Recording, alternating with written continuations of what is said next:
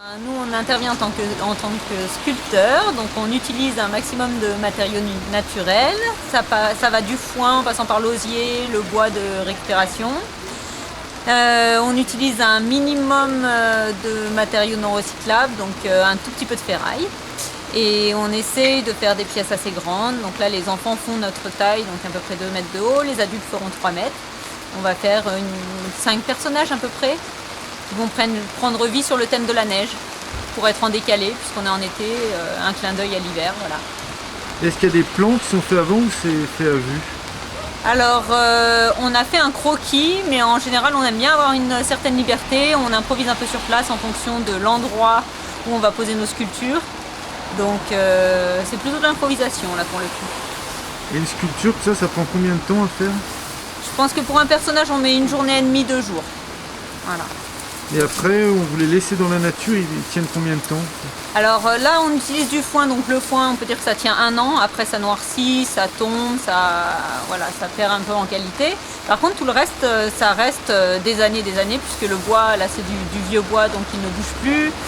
Et l'osier, c'est pareil, ça ne bouge pas. Donc voilà, il y aura juste les parties en foin qui vont se décomposer. Je suis moi illustrateur au départ, hein. Donc dessinateur illustrateur, donc voilà, j'ai travaillé pour de l'édition, pour de la publicité quand j'étais en région parisienne.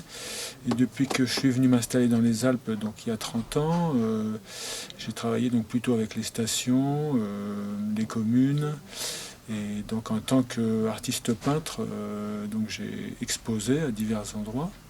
Moi je viens de Tarentaise, hein, de l'autre côté de la montagne. Donc je suis plus connu sur les Arcs, la Plagne, dans ces stations-là forcément.